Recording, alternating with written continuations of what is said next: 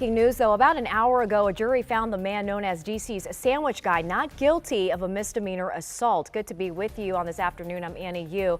You've probably seen the viral video by now of Sean Dunn tossing a salami Subway sandwich at a federal officer back in August. And since then, he's become a symbol for some of DC's resistance to federal law enforcement in the city.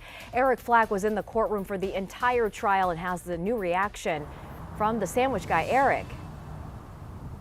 Hey, 7 hours of deliberation over 2 days, and Sean Dunn at this hour has been found not guilty of one federal misdemeanor assault charge after that viral incident on August 10th where he went on a profanity-laced tirade against a number of federal officers and threw that Subway sub right into the ballistic chest of one of those Customs and Border Patrol agents. Now, I want to show you some video that we had just about an hour ago. Sean Dunn and his legal team all smiles as they walked out of the courtroom shortly after the verdict. The hours of jury deliberations, but they just didn't agree with the Department of Justice that the sandwich toss met the definition of forcible assault and that Dunn's actions impeded or interfered with federal agents' assignment that night as they chased him down U Street after the sandwich toss to arrest him.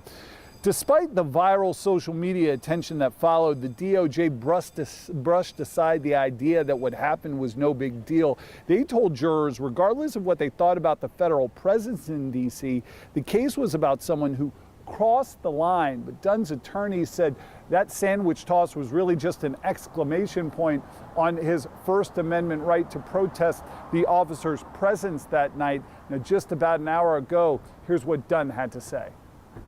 I would like to thank family and friends and strangers for all of their support, whether it was emotional or spiritual or artistic or financial. To the people that opened their hearts and homes to me, I am eternally grateful. And I am so happy that justice prevails in spite of everything happening. And that night, I believe that I was protecting the rights of immigrants. And let us not forget that the Great Seal of the United States says, E pluribus unum. That means from many, one.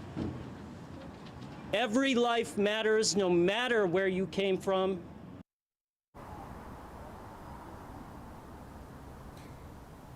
Just about 20 minutes ago, we got in a statement from the Department of Justice and U.S. Attorney Jeanine Pirro, who said, as always, we accept a jury's verdict. That is the system within which we function. However, law enforcement never should be subjected to assault, no matter how minor.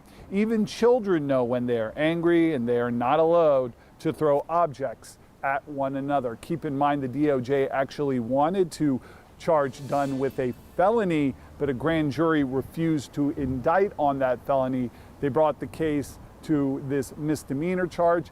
They couldn't get that conviction either. Back to you. Eric Flack, thank you. We also have news on the criminal